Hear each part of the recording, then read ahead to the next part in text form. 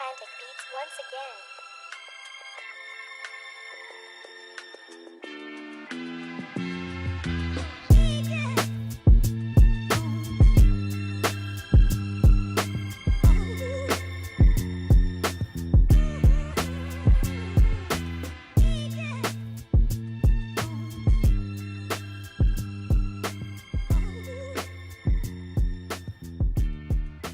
Hello and welcome to the QueenDomNation Show. I am your host, Lady M, aka Sherelle Dye, aka Manette Numi Smith, and I'm here with my lovely co-host, Lovely Mo. Lovely Mo. We would like to thank you for entering the Queendom today, and in the Queendom, we like to educate, enlighten, and entertain you. So with that being said, ma'am, In the Queendom, we'll be a direct source of information, news, fun, and entertainment. We the Queens, Lady M and Lovely Mo, will be the essence and the beauty of Black culture. that we will be. What else we gonna be bringing? While tackling issues related to views of society that are encountered on a daily basis, we'll also bring rhythm and soul to the show. That's what I'm talking about. So how was your weekend? Weekend was pretty good. It's pretty good. We just had Halloween this past weekend. Tell me, how was your Halloween? Oh, didn't go trick or treating. I didn't go either. I was too tired. I had to work that morning, so I went home. But in the essence of Halloween, what is the scariest costume that you've seen at Halloween? Scariest costume I had to be would be like Pennywise the clown. Yeah, I don't like Pennywise. I'm scared of clowns. Whoever had Pennywise, you keep him. I don't like Pennywise. He is creepy. But I will tell you this. One of the creepiest ones I've seen, I don't like Michael Myers. I'm scared of him. Like, for real. I don't do Michael Myers. And I can't stand Candyman. I'm scared of that one, too. I never understood the whole thing with Candyman. It's just like, I'm a scary movie fanatic person. She say his name 3 times, she gonna understand. I just don't. What was your favorite candy growing up at Halloween? What did you like the best? Candy corn. Oh. I like Boston baked beans, and I like Reese's Cups. Ew, peanut butter. Ain't nothing like peanut butter. Not a Reese's Cup. It's all good. So, what Halloween movie did you ever watch growing up that you was like really afraid of? Halloween movie would be Jeepers Creepers. Oh, now see, I forgot about that one.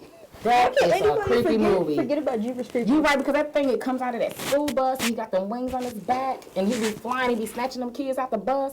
Nah, yeah, I agree with that one.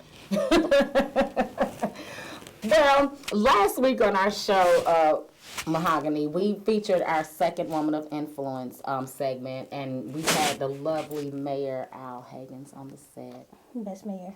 Yes, of Salisbury, North Carolina. She was absolutely phenomenal. One thing that she left with me off the set is she said that we're everyday people, and we're having everyday conversations. Basically. So in the Queendom, that's exactly what we're doing. We're everyday people having everyday conversations, right? Yeah. Right.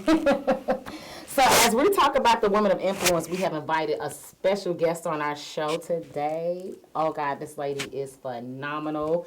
Her name is Ash Love of Salisbury, North Carolina. Yes. She is an artist. She is a poet. She is a writer. She is a community activist. She is a musician. She's a photographer, etc., etc. What else does she do? Superwoman, basically. She's super. She brings a lot of great things to the community in the city of Salisbury, North Carolina. So in a few minutes, we'll be back, and we're going to bring back Miss Ash Love on the set. Around here, we grew up in the kitchen. We learned how to cook when our parents taught us what their parents taught them. At Bojangles, our master biscuit makers use traditional Southern recipes too, from scratch, the old-fashioned way. It's harder, but it's better. Around here, kitchens have always brought folks together, and we're going to make sure they do so for a long time to come. Head to Bojangles for a Cajun filet biscuit combo for breakfast, lunch, or dinner. Bojangles, it's Bo time. Welcome back to the QueenDomNation Show. I'm your host, Lady M.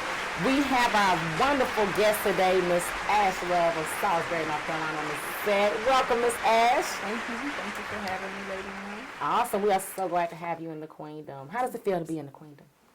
It feels good. It's good energy. You know, Yes. it's always good to be around Black women. You know, Right. It's something about the aura of Black women when Yeah. we get around each other. Yeah. If it's real, it is a perfect combination. yeah, it's joy. You know, when I'm around Black women, I feel spirit. Yes. You know, I feel Holy Spirit. I know. Oh, see, I feel that right now since you just said that. Yeah. Yes. Well, since we got you in the Queendom finally, yes. I want to know about Ash Love. Where do you come from? What was it like growing up as Ash Love? Originally from Philly, Germantown. Grew up with my mom, single mother, raised two amazing kids. I like to think that we're amazing kids. I can agree. And you know, I was always a creative kid growing up, you know, and my mom allowed me to just be expressive and be open and you know, paint the walls. I know that's right. You know, so yeah, that's pretty much me. That's pretty much what it was like growing up. And I moved to Pittsburgh for high school and college, and my stepfather bought me my first paint kit, and Big ups to stepdad. right, You shaped your and career. that's right. My first easel, and you know, I had a lot of people to shape my life in the arts. So That is Yeah. awesome. And in the midst of shaping who you are and becoming who you are, how did you really know exactly what you wanted to be as you were growing up? you know, I think whatever I wanted to be when I grew up was in my DNA. I think I had no idea what God had in store for me, but I knew my grandfather was a community organizer. Right. I knew he organized and was a bus captain to take Philadelphians to Washington, D.C. for the March on Washington.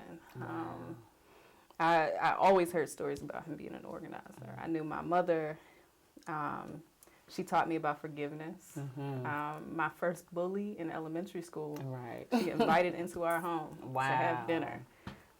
So she taught me about forgiveness. She taught me about seeing people beyond their circumstances. Yes, ma'am. My dad, he taught me about showing love and empathy for folk. Yes. I remember being on the train, and there was a woman crying behind us. And I don't know, I was probably 8 years old. Right. And he couldn't help himself. He got up and he sat with that woman and he held her and talked to her. So he taught me something there that I didn't love know. and empathy at an Yeah, early age. and I didn't know it would walk with me throughout And my that carries career. you a long way when you learn that at an early age. Yeah. Yes. Yeah. Well, the good thing about Miss Ash, when we talk about you being an artist and a photographer, you're very good at what you do. Thank you. You did an exhibition here in Salisbury, North Carolina, and if you were here, anybody that was part of that exhibition, it was called Why Trust Black Women, which was a phenomenal exhibition here in Salisbury. I was actually one of the models on this exhibition, and when you put out the call, it was amazing how many different women responded very quickly to that. So just kind of give us a small synopsis of Why Trust Black Women exhibition, and what was your vision behind that? Yeah, so most times when I have a vision like that, or when I have a concept, or art concept, it comes to me in a dream. Right. So I never take it lightly, because I feel like, okay, this is God speaking. it. You know, this is something that needs to be done. That's right. And as I started to pick away at the vision, I realized that Black women's stories need to be told. That's right. We agree. We were just on the heels of the congressional elections of so many women of color. Yes, ma'am. And something was saying to me that when Black women speak, things change. Something about it. Right? That's right. And so, and even as we were in the experience of building Trust Black Women, in that space of just taking pictures, Right. as women came in, as we laughed and Right. we experienced that joy. That's right. As I said before, you know, there's something about being around Black women. That's right. There's something about that knowledge. There's something about that that energy. That's right. That Because I was one of those Black support, women right? in the room that felt that energy, that Yeah. felt that camaraderie in the room. We were actually taking our own separate pictures away from the pictures you were taking because of the camaraderie that was in that room when we Right. were there filming that day. Right. And also, as me and you were getting ready for our set, for my set, you had a young lady come over and take pictures of us as well.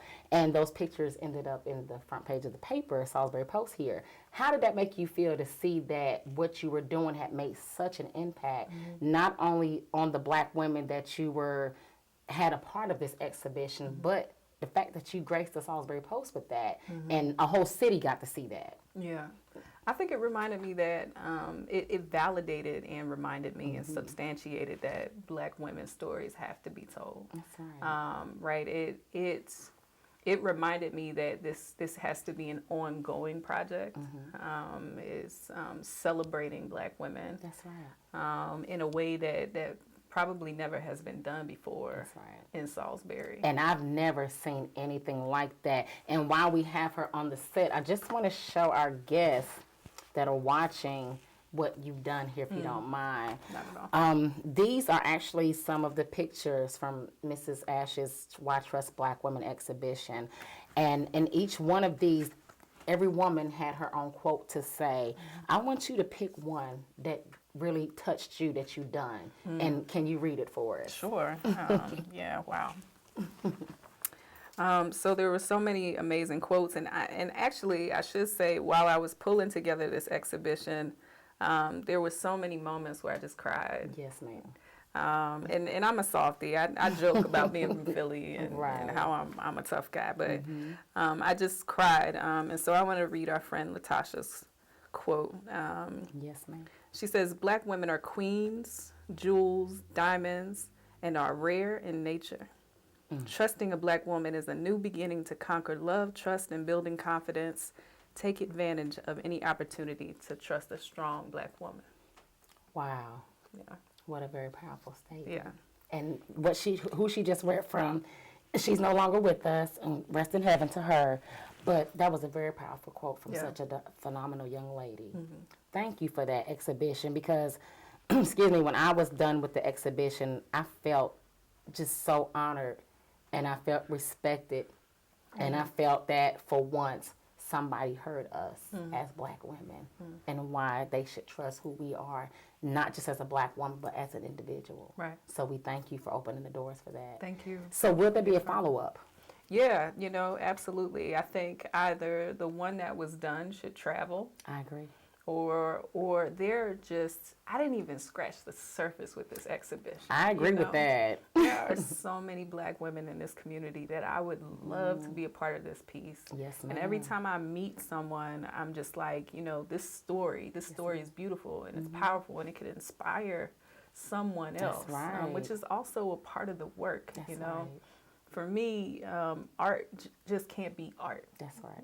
It has to plant seeds in people's lives. It has to transform the community. So Because you want it memorable. Art Right. should be memorable. Right. So you want it memorable. that's right. Yeah. And with being memorable, let's talk about your book you just dropped. Are you liberated?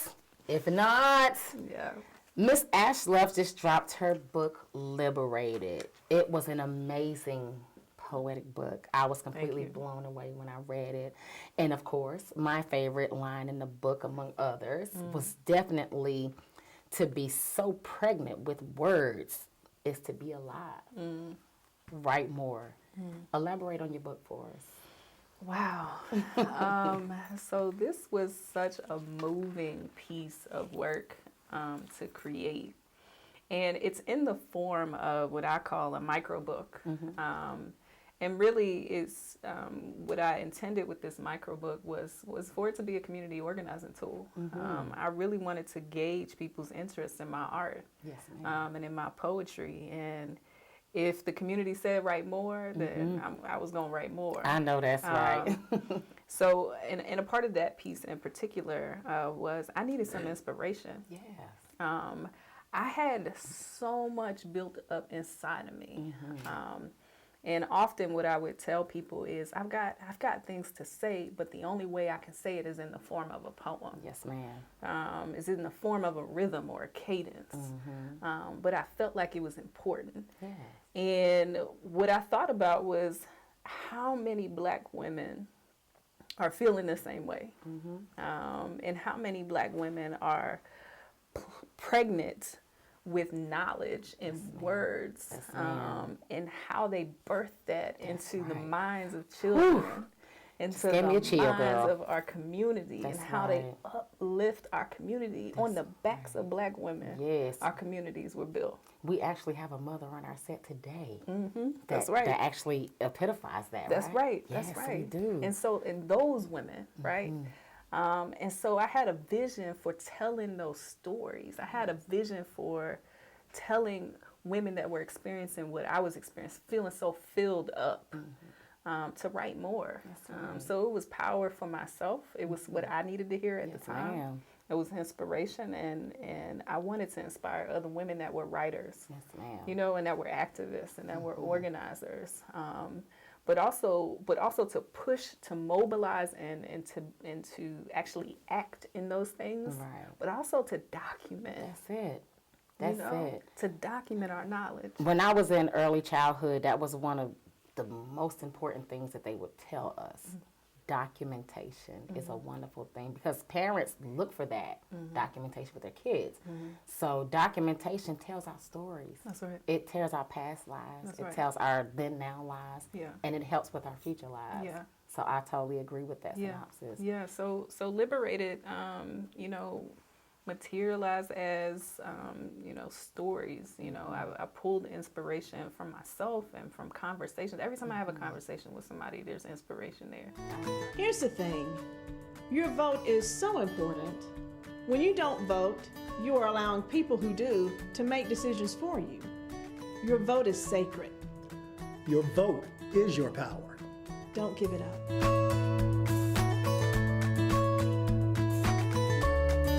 Okay, welcome back to the QueenDomNation with lovely Mo and our guest, Ash Love. Hey. All right, Ash. So, my first question. So that you represent the LGBTQ community. Proudly. Give us some insight about how people can feel comfortable in their skin just like you. Yeah. So I identify as a queer Black woman. And I think it's less about being comfortable. I think it's about having community.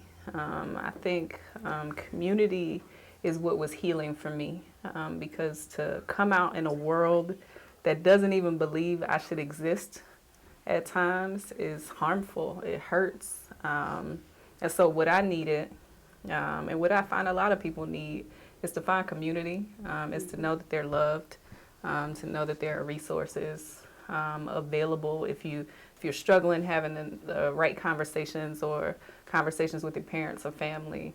I think there are folk out there like myself who've been through it, who've seen some very sad times, but also been very, very filled up by walking into my true, authentic self, and that it's about finding safe and brave space where you can be loved. And so I needed that.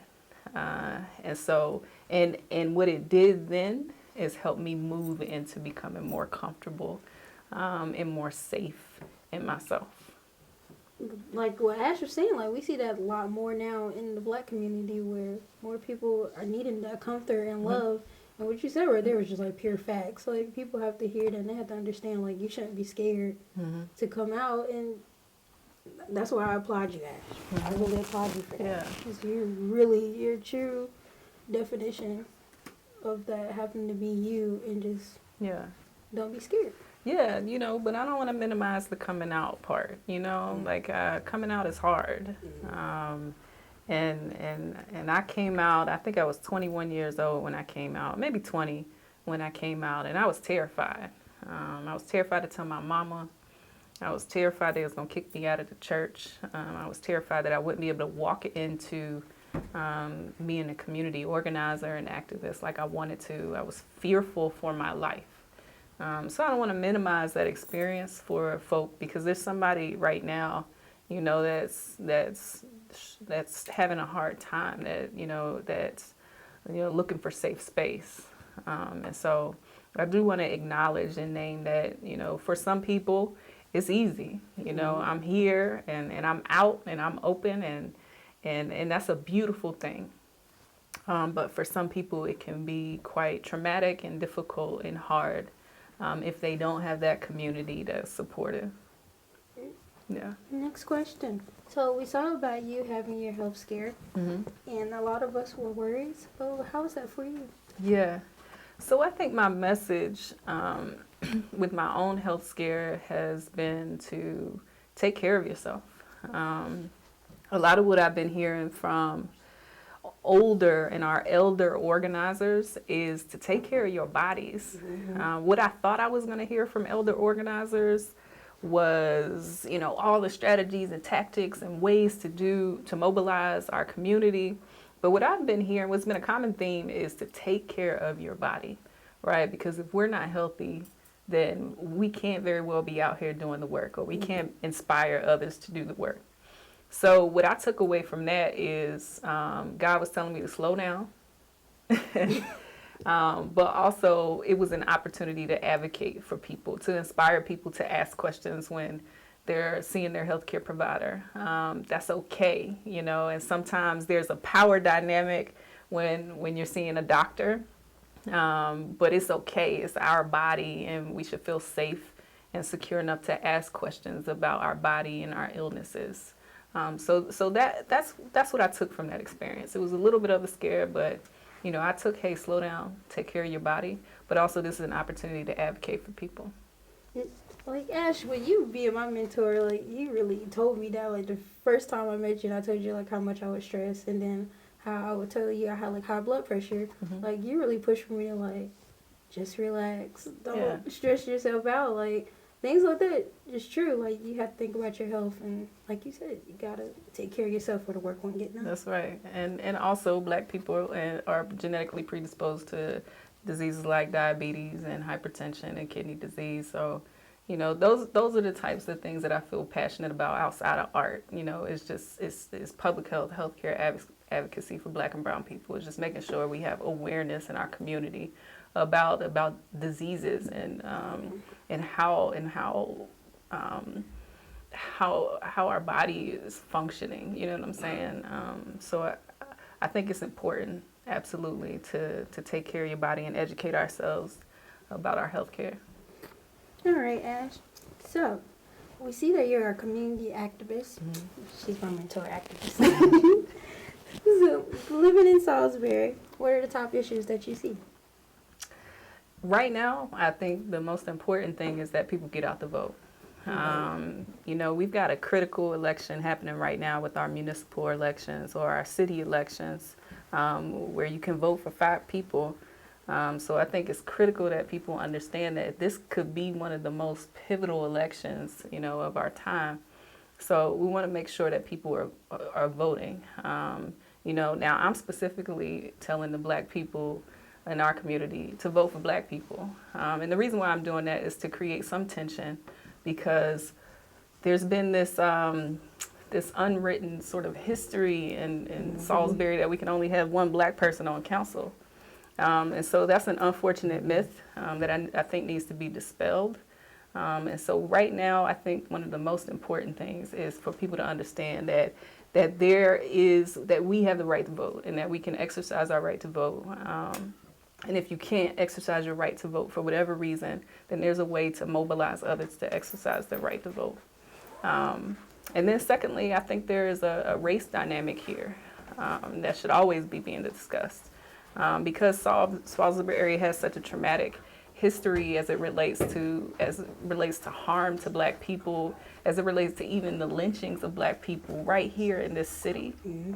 There is a hard truth that needs to be discussed, not just discussed, but there needs to be some action around how this city repairs the damage that has been done to families that still live in this city, right?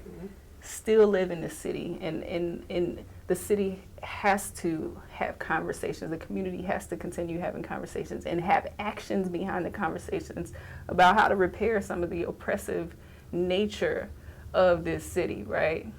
Because we want Black people to have businesses here. We want Black people to be all up and down downtown Salisbury, right? Yes. With their businesses and their stores. We want Black people to have opportunities and brown people to have opportunities here. So if we want those things, we gotta fight. Yeah, we do. Yeah.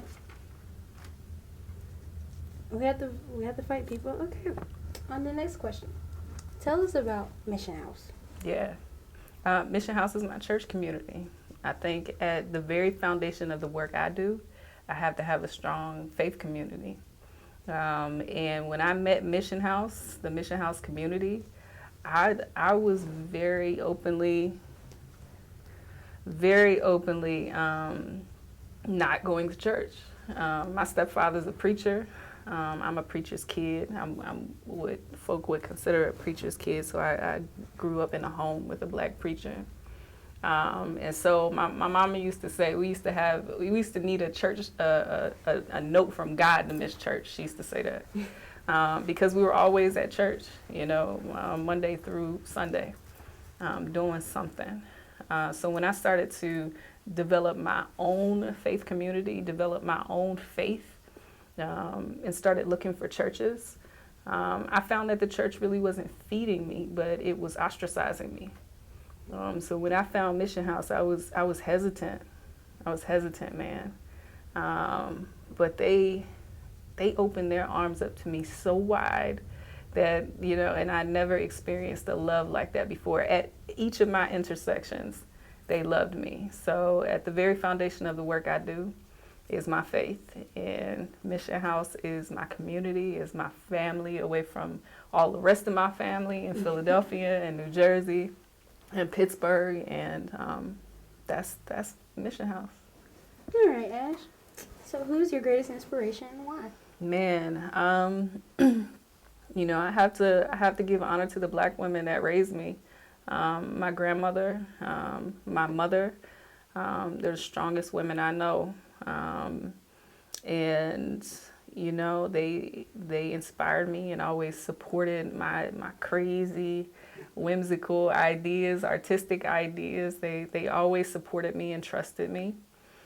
So they're absolutely inspiration for me. And then you have, of course, artist inspirations like Toni Morrison. I give honor to Toni Morrison, our ancestor, in my book. Audre Lorde, one of the great queer Black women writers. Basquiat, who is a Black artist, one of my favorite Black artists. So Kara Walker, another amazing Black artist. So I give honor to all the artists that were birthed and that came out of the Harlem Renaissance. I give honor to Josephine Baker. I give honor to all the amazing Black artists that came before me that made it so that I can even have the imagination to be an artist, right? So that I knew that there was something out there that I could do. I give honor to Biggie and Tupac, you know what I'm saying? I'm hip hop culture, right? So these are the things and the people and the movements that inspire the work that I do. So Ash, how can people find you on social media? I'm Ash Love on Facebook, Love the Artist _ on IG.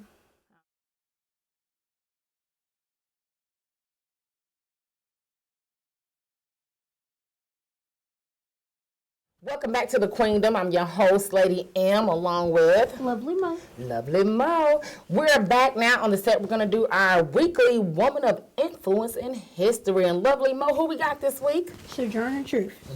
Abolitionist and women's rights activist Sojourner Truth is best known for her speech on racial inequalities, Ain't I a Woman, delivered at the Ohio Women's Rights Convention in 1851. Sojourner Truth was born Isabella Bunfrey in 1797 in Schuylkill, Usler County, New York, and died November 26, 1883, at 86 years old in Battle Creek, Michigan. She was sold at an auction at the age of 9 along with a flock of sheep for $100. Wow.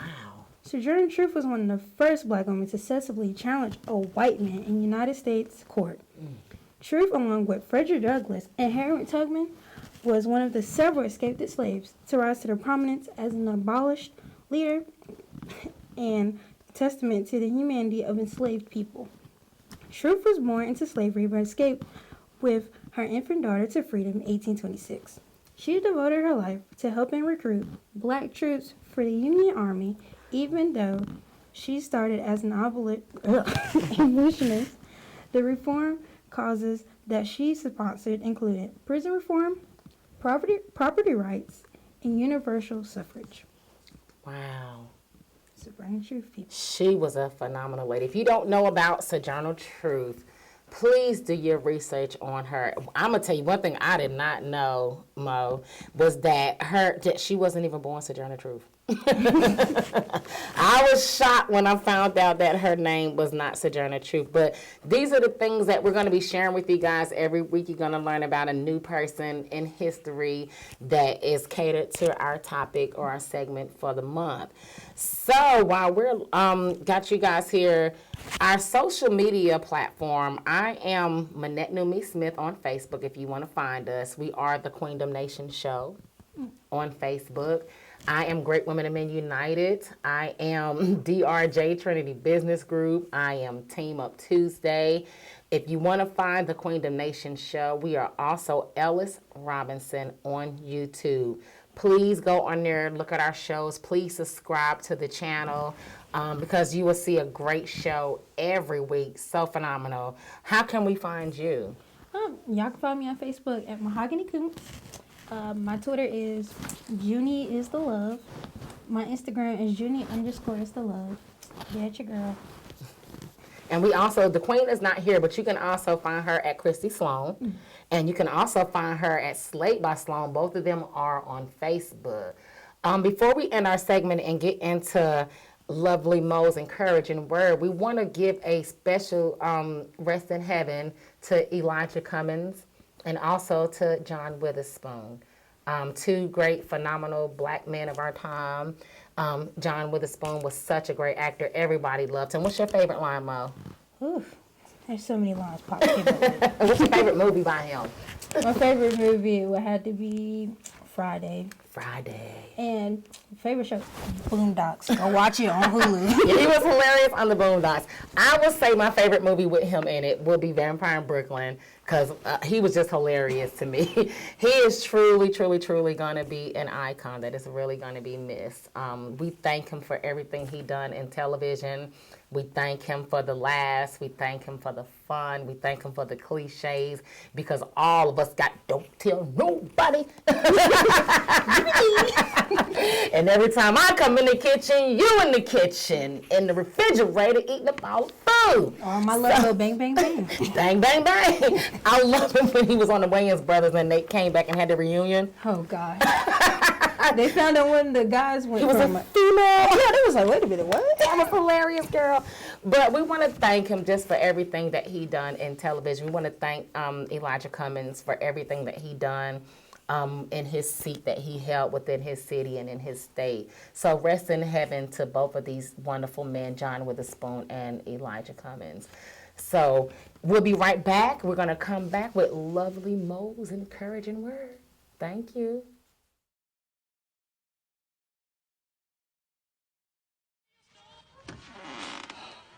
Oh, man, I'll wait till you come out. Boy, bring your ass off up in here. What you talking about? You wait till I come out. I smelled your shit for 22 years. Now you can't smell mine for 5 minutes. Well, you know how she was smelling when she was alive. You can imagine how she smelled when she started decomposing. She was fucking up the whole house. Woo!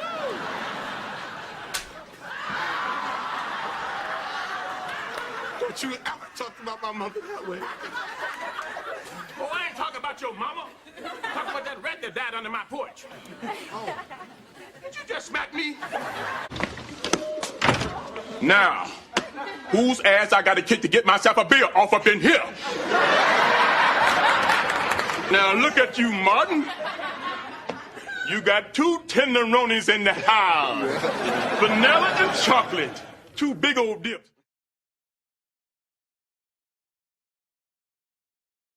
And so I asked the question, and it is a simple question.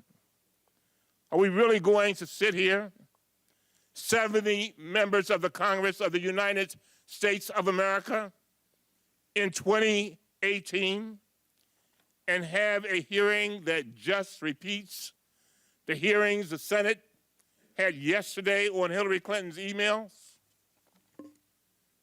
We sent letter after letter, letter after letter, asking these committees to investigate the Trump administration. Welcome back to the Queendom. I'm your host, Lady M, and we are here today with Jarrell from Jarrell's Joyful Giving. We told you about him last week and his organization and how they're collecting non-perishable items to help feed hungry kids at the holidays. But he's actually here in the studio today to talk to you himself about what he's doing with his organization. So first of all, how are you, Jarrell? I'm doing good. Great. How do you feel about being in the Queendom? It's a new experience. I'm kind of nervous, but I'm getting the hang of it. I know, that's right. We're so glad to have you here.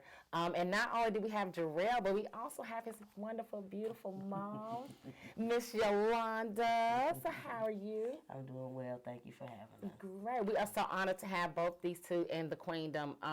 Before we go any further, Jarrell is such a phenomenal young man. I'm going to let him tell you a little bit about himself and what he brings to the table of Salisbury and why it is so important that we have him and his mom here in the Queendom today.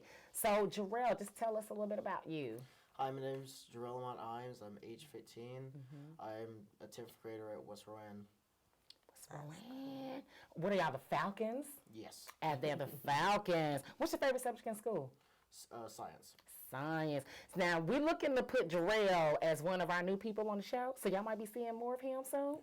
How about that, Jarrell? You cool with that? Yes. Jarrell said he's cool with that. Awesome. But you guys are here today to talk about your organization, we know that it is Jarrell's Joyful Giving, so I'm just going to open up the floor and allow you to tell us about your organization and what you do. Yes, so like I said, my name's Jarrell, and I would like to say that it's a pleasure to be here, and thank you for allowing this opportunity to inform others of my cause. My mission, in honor of Nana, my Phyllis Carpullen, who passed away last year from kidney cancer, is to collect non-perishable food items to ensure that students have enough to eat over the holiday break. In addition to those items, we are collecting new and or gently used backpacks to send over to the break. We will also like to provide some gifts for certain children in need, which could be toys and or clothing. If you would like to participate, donate, and or sponsor Jarrell's Joyful Giving, please contact Yolanda Carr-Imes, which is my mom, at 980-234-3400, or email YolandaImes, at gmail.com. If you have children in mind for backpacks or gifts, please let us know, and we'll do our best to reach out for sponsors. Awesome. Well, the great thing about this organization is I wanted you to tell our listeners and our viewers the story of how this came about. Okay, I guess that's on me. Yes, it is. I work in the cafeteria at local elementary school, Grand Aquaria Elementary, and I started noticing what I perceived to be a need. I started noticing that kids were only eating breakfast and lunch at school, and they would go home hungry and not eat until they returned to school for breakfast the next day. And that was a concern for me. And in talking about it at home, my son picked up on it, and he came to me and he said, "Mama, we got to do something." His exact words. And then God was working through him and moving through me. His mission was to provide meals for 10 families, and we wound up supporting close to 200. We delivered meals to the homes of kids. We delivered extra backpacks. We delivered to various elementary schools. We delivered to Livingstone College. We did everything that we could until we had exhausted everything that we had. And they really did, guys, because I was there with them when they did this, and they were at the dojo downtown Salisbury. And I'm going to tell you, when I walked in there, and you had told me the vision, but when I actually got there and I saw as much food as you guys had, I saw all the backpacks. I saw probably like 30, 40 people in this room helping to fill these backpacks. It was such a phenomenal experience that this young man, guys, listen to what we're telling you. He's 15. He started this when he was 12. And he wanted to feed 10 families, and he fed almost 200. So you have to applaud this young man and his mom, because they didn't talk about what they saw a need. They actually went out and did it and fulfilled this need for young, hungry children. So I'm going to applaud you for that, because that is phenomenal to come from a 15-year-old and his mom. So the support that you give him, tell me, as a mother-son team doing what you're doing, how effective is that for other moms and sons to see this? I feel like when you hear your child, it's a lot of times for you to get lost in these young black men, especially when they grow up to be teenagers. Yes. They have things on their heart, Yes, you know, that right. we have to listen to and we have to acknowledge and do everything that we can to advocate for them. Sometimes you have to be their voice, but always knowing that they have their own, and you have to respect and honor that as well. I totally agree with and that. So you do everything you can to help foster all the good things that they want to do. I totally agree with That's that. my job as his mom. That's mom's job. Understand that. Jarrell, do we have some future things to look forward to with you as the years come in? I just want to try to help more families. I want to see if I could do it more or less year-round than like a certain holiday, you know, like Christmas. Yes. And try to help other families out in different ways. Yes. And if you're out there and you would like to help Jarrell's Joyful Giving, what is your contact information? Well, my phone number is 704-640-0464. You should contact my mom, which I gave the information out when I spoke before.